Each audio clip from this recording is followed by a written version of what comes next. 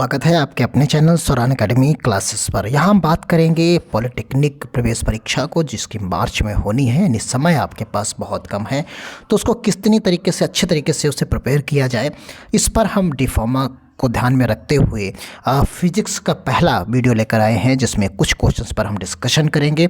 अगर आपको वीडियो ये पसंद आएगा, अगर आप कमेंट बॉक्स में लिखेंगे कि डिटेल के साथ किस तरीके से एक्सप्लेन किया गया, आपकी समझ में ज़्यादा आएगा, तो और वीडियोस आगे प्रोवाइड कराए जाएंगे इसी तरीके से बिल्कुल, तो जिससे आपकी तैयारी इन्हीं वीडियोस को पढ़ते हुए ही हो सके और आपका समय कम से कम बर्बाद हो।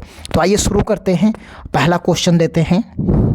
इस तरीके से हम क्वेश्चंस को लेंगे और इसका एक्सप्लेन करेंगे, ऑप्शंस के साथ बताएंगे और फिर उसकी डिटेल को भी समझेंगे, क्योंकि आप सभी लोग जानते हैं कि 25 क्वेश्चंस जो है फिजिक्स के और केमिस्ट्री के और 50 मैथ्स के आते हैं।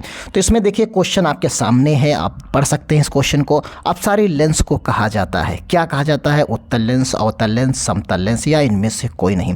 इसका आंसर आप सभी लोग जानते हैं कि इसका आंसर जो आपके सामने है वो इसका आंसर है अवतल लेंस। तो ये इसका आंसर जो था वो अवतल लेंस था। अब इसकी कुछ डिटेल्स को समझ लेते हैं साथ साथ में कि लेंस कांच की एक पारदर्शी का टुकड़ा होता है जो गोलाकार सतहों से जुड़ा होता है, और एक पारदर्शी पदार्थ दो सतहों से बंधा होता है, जिनमें से एक या दोनों सतह गोलाकार होती हैं जो एक लेंस बनाती हैं। तो ये लेंस के बारे में हो गया। अब इसमें क्योंकि दो कन्फ्यूजन्स आप सभी को होता है उत्तल लेंस और अवतल लेंस में, तो यहाँ पर जो बीच में यानी उत्तल लेंस बीच में मोटा और किनारों पर पतला होता है, नहीं उत्तल लेंस भी समझ लीजिए, और साथ ही साथ अवतल लेंस जिसकी हम बात यहाँ कर रहे हैं उसमें वो बीच में पतला होगा और किनारों पर मोटा होगा। इसका स्पष्टीकरण आप देख सकते हैं, सामने आपके इमेज दिख रही है और यहाँ अवतल लेंस बीच में पतला दिख रहा है और किनारों पर मोटा दिख रहा है यहाँ पर। और अपसारी लेंस भी से कहा जाता है क्योंकि इसमें से के माध्यम से जो गुजरने वाली प्रकाश की किरणें होती हैं वो अपसारित कर देता है, यानी फैला देता है उनको। जब फैला देता है, आप देख सकते हैं कि किरणें जो सीधी सीधी आ रही हैं वो फैलाई जा रही हैं, यानी वो एक एक करके आ रही हैं, तो ये आपस में इधर फैल जा रही हैं। देखिए ये आपका मिड पॉइंट है और यहाँ से ये देखिए फैल रही सारी की सारी किरणें जितनी आ रही हैं वो सब फैल रही हैं, तो इसीलिए इनको अपसारी लेंस कहा जाता है। तो अवतल लेंस को अपसारी लेंस भी कहा जाता है। एडिशनल इन्फॉर्मेशन भी आपको दे सकते हैं, क्योंकि आपने उत्तल लेंस की बात यहाँ पर की, तो उत्तल लेंस जो है बीच में मोटा होता है, किनारों पर पतला होता है, इसलिए इसमें जो आती हैं वो सब एक तरीके से, अगर हम इसमें की बात करें तो यहाँ पर आप देखेंगे कुछ इस तरीके से आएंगी, सारी किरणें आती हैं इस तरीके से, यहाँ किरणें आती हैं, ये सभी की सभी एक जगह पर कंसंट्रेट हो जाती हैं, यानी आके इकट्ठी हो जाती हैं। तो इसलिए इनको क्या कहा जाता है? अभिसारी लेंस कहा जाता है। ये गुजरने वाली प्रकाश किरणों को अपसरण करता है। तो यहाँ पर आप डिटेल में इसे हम इंग्लिश में कॉन्वेक्स कहते हैं, उसे हम कॉनकेव कहते हैं। तो ये डिटेल आप समझ गए होंगे। इसी तरीके से हम डिस्कशन करेंगे क्वेश्चंस का, यानी जो क्वेश्चंस उठाएंगे उसको डिटेल में समझेंगे। अगला क्वेश्चन हमारा है भौतिक विज्ञान से, लेंस की क्षमता का मात्रक क्या होता है? तो आप इसको जानते हैं, डायपोटर होता है। तो हमने क्वेश्चन नंबर 1 सेलेक्ट किया, उसे पढ़ा, उसके डिटेल को समझा, नोट्स प्रिपेयर कर सकते हैं आप। अब यहाँ पर हमने डायपोटर को लिया। अब यहाँ नहीं, लेंस की जो क्षमता का मात्रक है उसे डायपोटर कहते हैं, ये आपको पता है। अब आइए नीचे की डिटेल में समझते हैं। ऑप्शंस हो गया, इसके स्पष्टीकरण समझते हैं, इसके फॉर्मूले को समझते हैं, क्योंकि इससे बहुत सारे क्वेश्चन आपके बनेंगे और आप एक क्वेश्चन के साथ साथ कई सारे क्वेश्चंस को समझ सकेंगे। लेंस की क्षमता का मात्रक डायपोटर है, इससे हम संक्षेप में डी से कहा जाता है। इसे क्या कहा जाता है? डी कहा जाता है। लेंस की क्षमता प्रकाश को अभिसरित और अपसरित करने की क्षमता की माप करता है और मीटर में मापी गई उसकी फोकस दूरी का व्युत्क्रम होता है, यानी इनवर्सली प्रोपोर्शनल होता है। और सूत्र आपके सामने है, P बराबर क्या है? P बराबर 1/f। तो ये जो फार्मूला है, ये हमारी f जो होती है वो क्या होती है? फोकस दूरी होती है। ये मीटर में नापी जाती है। किस में नापी जाती है? मीटर में नापी जाती है। और लेंस की क्षमता का मात्रक क्या कहलाता है? डायपोटर कहलाता है। अब देखिए इसमें और डिटेल में आप जा सकते हैं। तो डिटेल में जब आप जाएंगे तो यहाँ पर आप पाएंगे मीटर m, और इसका SI मात्रक है जिसका उपयोग हम लंबाई या दूरी को मापने में करते हैं। सेंटीमीटर लंबाई दूरी का मात्रक है। इसका उपयोग सामान्यतः अपेक्षाकृत कम लंबाई को नापने में किया जाता है। किलोमीटर की दूरी अंतर्राष्ट्रीय मात्रक है प्रणाली है। इसमें लंबाई या दूरी का मात्रक है जिसका प्रयोग हम लंबी दूरी को नापने के लिए हम करते हैं। तो ये डिटेल आपने एडिशनल भी समझी, उसकी डिटेल भी समझी क्वेश्चन की। अब अगला क्वेश्चन नंबर 3। अब देखिए यहाँ अगला क्वेश्चन हम समझते हैं, विद्युत चुंबक बनाने के लिए सामान्यतः किस पदार्थ की छड़ का उपयोग किया जाता है। तो यहाँ पर क्वेश्चन आपके सामने है, यानी सामान्यतः पदार्थ किस पदार्थ की, यानी पदार्थ की बात करना है जिसका हमको विद्युत चुंबक बनाता है। उसमें से ऑप्शंस आपके सामने हैं, 4 ऑप्शंस दिए गए हैं, इनमें से चारों में से कोई एक ऑप्शन सही है। तो इस्पात, पीतल, मृदु, तो यहाँ पर मृदु लोहा जो आपके सामने है, इसका आंसर है मृदु लोहा। अब क्यों होता है इसकी कारण समझ लीजिए। सही उत्तर जो है आपका मृदु है और ये इसकी डिटेल्ड आपको समझनी है।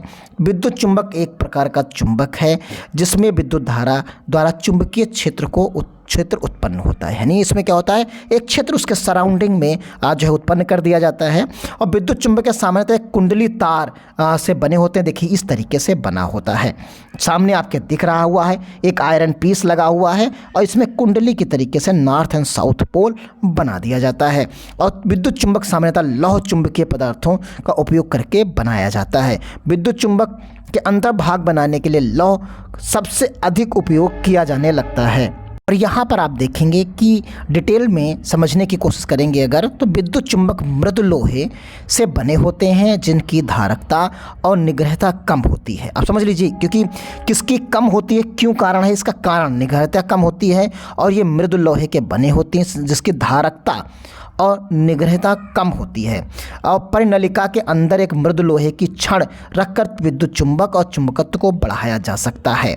और इस्पात और निकेल जैसे अन्य लौह चुंबकीय पदार्थों का उपयोग विद्युत चुंबकन के निर्माण में किया जा सकता है, परंतु मृदु लौह को उसके अच्छे और उच्च चुंबकीय गुणों, अपेक्षाकृत कम लागत उपलब्धता के कारण प्राथमिकता दी जाती है। अब आप समझिए, क्योंकि कन्फ्यूजन आपको होता है कि इस्पात का क्यों नहीं लेते, किसी और का क्यों नहीं लेते, निकल का क्यों नहीं लेते, तो वहाँ क्या करता है कि उच्च चुंबकीय गुण होते हैं इसके, अपेक्षाकृत कम लागत लगती है, उपलब्धता के कारण प्राथमिकता इसकी दी जाती है। क्योंकि इसमें लागत कम लगती है, चुंबकीय गुण इसके बहुत अच्छे होते हैं और इसलिए विद्युत चुंबक का उपयोग विद्युत घड़ियों, लाउड स्पीकरों, टेलीफोन और जो है आपका यहाँ पर डायाफ्राम में किया जाता है। इस तरीके से आप देखिए, ये जो क्वेश्चंस का एक्सप्लेनेशन हम कर सकते हैं, आप अगर बोर्ड एग्जाम में भी हैं इस समय तो वहाँ पर भी आपके काम आ सकता है।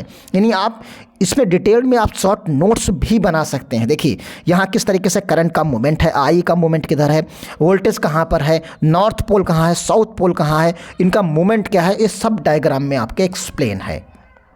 अगला क्वेश्चन हम ले रहे हैं, यदि किसी ध्वनि तरंग की गति 340 मीटर पर सेकंड है, यानी गति जो है उसकी 340 मीटर पर सेकंड है, आवृत्ति उसकी 1700 हर्ट्ज है, तो उस तरंग की तरंग दैर्ध्य यानी लेमडा कितना होगा, ये किस में कैलकुलेट करना है हमको, सेंटीमीटर में कैलकुलेट करना है। तो यहाँ पर मीटर पर सेकंड में दिया है, हर्ट्ज में आवृत्ति दी गई है। यहाँ पर 4 ऑप्शंस आपके सामने दिए गए हैं, आप इसे फार्मूले के साथ कैलकुलेट कर सकते हैं। देखिए 20 इसकी आती है, कैसे 20 आएगी, आइए इस पर बात करते हैं। 20 की गणना के लिए आपके पास जो फॉर्मूला है वो फॉर्मूला, इन तीनों का जो संबंध होता है, तरंग गति का यानी v आप समझिए और आवृत्ति का f, तो यहाँ पर आवृत्ति का f हो गया और मल्टीप्लाइड बाय लेमडा। हमको चाहिए क्या, लेमडा चाहिए, तो यहाँ पर जब लेमडा चाहिए तो हम लेमडा का फॉर्मूला बना लेते हैं। तो लेमडा इज इक्वल टू, आप देखेंगे यहाँ पर लेमडा इज इक्वल टू क्या आएगा, v ऊपर रहेगा और f नीचे आ जाएगा। अब इनकी हम मानक को कंप्लीट करेंगे। यहाँ पर देखिए ये सूत्र बना और इसे हमें कैलकुलेट कर लेना है। तो यहाँ पर देखिए जो आंसर आया आप सभी के सामने है, आसानी से चीज़ों को आप हल कर सकते हैं। यह आंसर जो आपका आया है लेमडा बराबर 0.2 मीटर आया है और आप जानते हैं कि मीटर से सेंटीमीटर में बदलने के लिए 2 × 100 कर दिया जाता है, जो कि अब ये सेंटीमीटर में ले आएगा, इसलिए ये 20 सेंटीमीटर आ जाता है। जो चीज़ें छूट रही हैं वो हम एक्सप्लेन कर रहे हैं साथ साथ में। अगर कोई क्वेश्चन और बनता है किस टॉपिक पर चाहिए तो उस पर भी आप कमेंट बॉक्स में बता सकते हैं।